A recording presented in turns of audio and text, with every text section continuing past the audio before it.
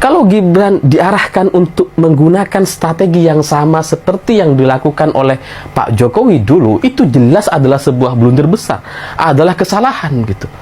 Jadi kalau ada konsultan politik menyarankan itu, saya kok curiga gitu ya, curiga bahwa mereka ini benar-benar penyusup.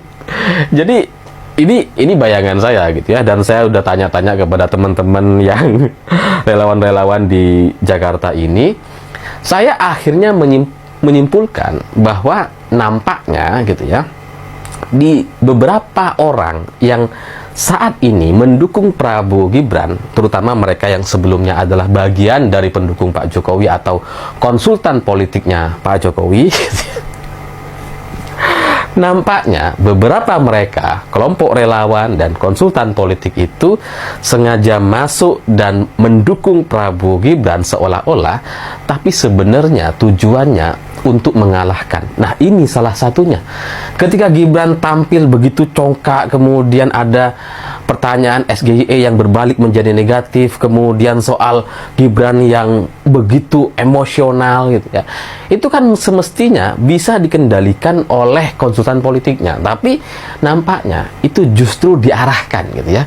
Karena KPU sebenarnya sudah menegur Gibran di debat capres yang pertama, tapi kemudian kemarin Gibran melakukan hal yang sama. Nah, ini nampaknya ada usulan atau masukan dari konsultan politiknya. Mungkin konsultan politik ini, saya membayangkan, ini bukan bocoran loh ya, ini saya membayangkan gitu ya. Ada konsultan politik bilang, nggak apa-apa mas, begini-begini itu nggak apa-apa, nggak akan ditegur kalau setelah debat gitu ya. Dulu yang ditegur kan pas debat gitu, makanya kemudian ditegur. Tapi sekarang kan nanti habis debat aja gitu, untuk membuat lawan emosi. Saya curiga itulah saran yang diberikan kepada Gibran sehingga Gibran mau melakukan begini. Atau ya memang wataknya Gibran memang seperti itu, yang emosional dan temperamental. Oke, baik teman-teman, kembali lagi di channel MD 2045. Salam inspirasi, salam NKRI harga mati. Teman-teman mungkin sudah tahu yang terjadi di negara kita, tentunya sebentar lagi akan mendekati pemilu umum di tahun 2024, yang dimana akan dilaksanakan pada 14 Februari 2024. Tentunya saya sudah yakin bahwa pilihan teman-teman sudah lebih tepat, dan sudah yakin bahwa mereka bisa memimpin negara kita lebih maju dan menuju emas di tahun 2024-5. Teman-teman, saya mengajak teman-teman agar memilih orang yang tepat dan mempunyai leadership dan pro kepada masyarakat dan pro kepada kalangan-kalangan anak muda. Teman-teman, jangan salah pilih pemimpin, karena ketika kita salah memilih, maka kita akan menikmati kepemimpinan yang sangat buruk.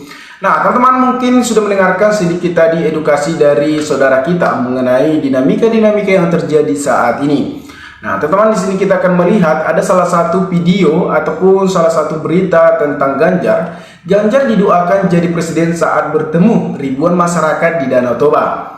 Ganjar menegaskan komitmennya untuk menjadikan Danau Toba sebagai wisata kelas dunia. Calon Presiden Ganjar Pranowo didoakan masyarakat dan tokoh adat Batak agar menjadi Presiden Indonesia periode 2029 sampai 2029. Doa disampaikan saat Ganjar bertemu ribuan warga dan tokoh adat Batak saat itu. Ganjar didoakan Daniel Boru Mare-Mare, seorang nenek berusia 90 tahun dalam berbahasa Batak. Ganjar didoakan untuk bisa memenangkan dalam kontestasi di Pilpres di tahun 2024. Saya mendoakan Bapak menang dan menjadikan Presiden merdeka, merdeka, merdeka, kata Opung Daniel dalam acara di Dermaga, Pelabuhan Kecamatan Muara, Kabupaten Tapanuli Nusantara, Sumatera Utara, 12 November 2023. Ganjar dan duduk di sebelahnya pun mengucapkan terima kasih, Mauleate, dalam bahasa Batak. Jawaban Ganjar Pranowo tersebut. Kedatangan Ganjar sendiri disambut oleh ribuan warga dan tokoh adat Batak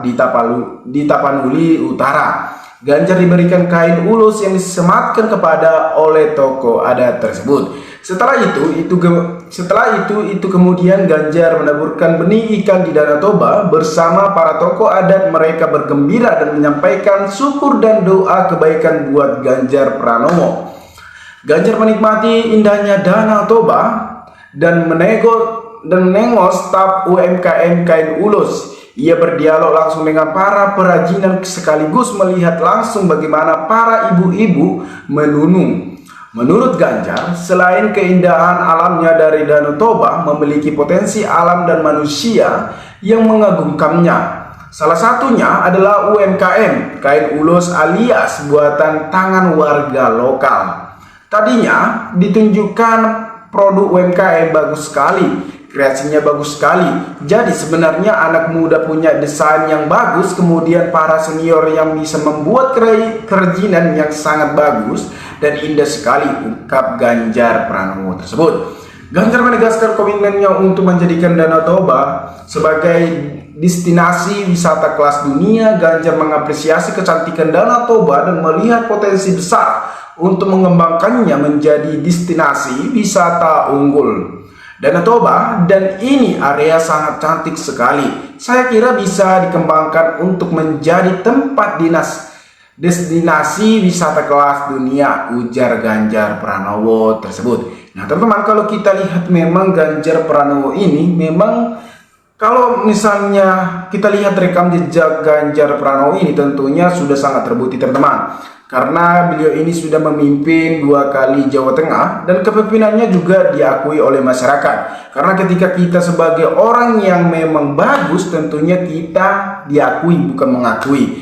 Nah kalau kita lihat memang prestasi Ganjar ini dengan program-program, dengan kartu petani, tentunya Ganjar memang sangat bisa diapresiasikan dan memiliki prestasi yang sangat bagus teman-teman. Jadi kita sebagai rakyat Indonesia, sebelum kita memilih seseorang, kita harus melihat rekam jejaknya. Apakah beliau itu bagus rekam jejaknya? Apa beliau itu pernah kena kasus? Tentunya kita harus melihat latar belakangnya sebelum kita memilih hal tersebut. Karena ketika kita salah memilih dalam pemimpin, kita akan menikmati ya begitu-begitu saja teman-teman. Jadi saya harap mungkin teman-teman sudah tahu siapa yang layak menjadi pemimpin negara kita ini dan siapa yang akan melanjutkan program-program Pak Jokowi dan estafetnya dan membangun IKN di Nusantara. Nah teman-teman, dimanapun berada saat ini mungkin lebih paham dengan dinamika-dinamika yang terjadi politik saat ini, maka berikanlah tanggapan teman-teman di kolom komentar agar kita bisa saling tukar pikiran satu antara lain. Salam inspirasi, salam NKRI, MD 2045 melaporkan.